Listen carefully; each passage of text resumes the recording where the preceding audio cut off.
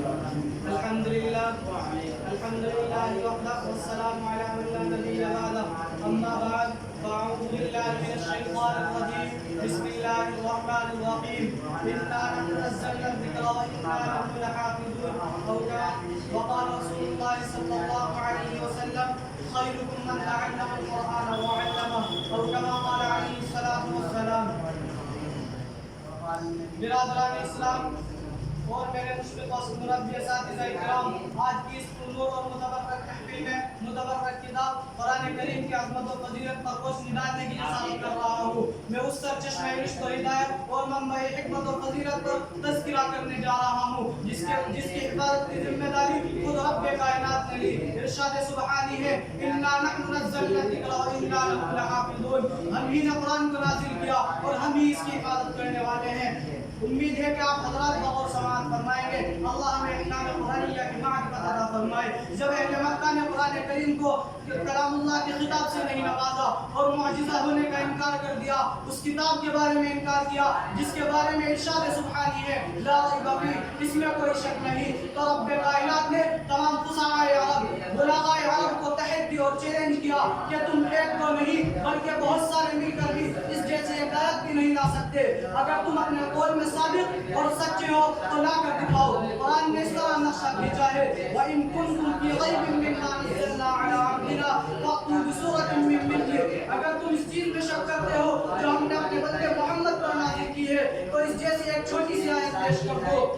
فصحاء عرب نے لاکھ کوششیں کی لیکن آخر میں اس کا اظہار کیا.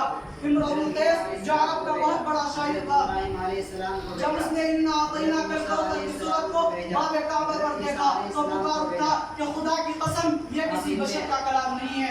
شیطانی علیہ السلام، آئیے میں آپ حضرات کو عظمت قرآن سناتا ہوں. آئیے میں آپ حضرات کو عظمت قرآن سناتا ہوں. جب ہم کسی شخص کے بارے میں یہ اندازہ لگانا چاہیں کہ یہ عاصی ہے علیہ الحق، یہ صادق ہے یا کاذب، تو اس شخص کے متعلقین پر نظر ڈالیں. اگر اس کے متعلقین صحیح ہے تو وہ شخص بھی صحیح ہے. اگر اس کے متعلقین بد ہیں تو وہ شخص بھی بد ہے. اسی طرح جب ہم قرآن کریم کی فضیلت پر نظر ڈالتے ہیں، اگر ہم قرآن کریم کی عظمت پر نظر ڈالتے ہیں، اگر ہم قرآن کریم کی رفعت پر نظر ڈالتے ہیں، اگر ہم قرآن کریم کی عظمت پر نظر ڈالتے ہیں، اگر ہم قرآن کریم کی رحمت پر نظر ڈالتے ہیں، اس سے پہلے ہم قرآن کریم کے متعلق پر نظر ڈالتے ہیں تو سب سے پہلے تعلق نظر آتا ہے رب کائنات جو مصدر قرآن ہے، جو خالق جہاں ہے، جو مالک رحمان ہے، جو صاحب ایمان پر بڑا مہربان ہے. یہی ہمارا ایمان ہے. جو اس کا منکر ہے وہ شیطان ہے. کلام الملوک ملوک الکلام، بادشاہوں کا کلام کلاموں کا بادشاہ ہوتا ہے. لہذا اس سے پتہ چلتا ہے کہ قرآن سب سے اعلیٰ ہے، قرآن سب سے ارفع ہے. قرآن کریم پر تمام کتابوں پر فضیلت حاصل ہے. آئیے اور آگے چلتے ہیں تو قرآن کریم کا دوسرا تعلق نظر آتا ہے لوح محفوظ جو عرش کے اوپر ہے، جو ایک تختی ہے.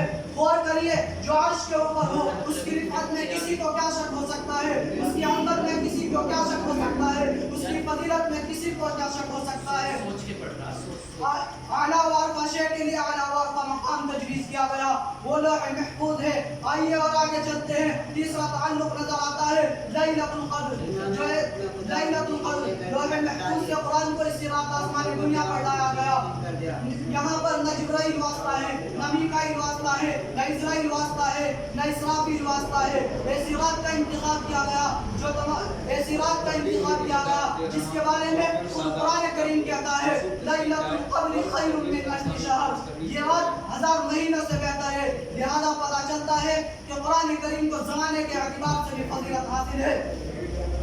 مہینہ بھی مبارک اور دن بھی مبارک. آئیے اور آگے چلتے ہیں تو قرآن کریم کا چوتھا تعلق نظر آتا ہے حضرت جبرائیل علیہ السلام جو سید الملائکہ ہے، جن کو تمام فرشتوں پر فوقیت حاصل ہے، جن کے بارے میں قرآن کریم کہتا ہے ذو قوۃ عند ذی العرش مکین. جس کو قرآن کریم نے عزت والا قرار دیا، جس کو قرآن کریم نے عزت والا قرار دیا، جس کو قرآن کریم نے خدا کے پاس درجہ پانے والا قرار دیا.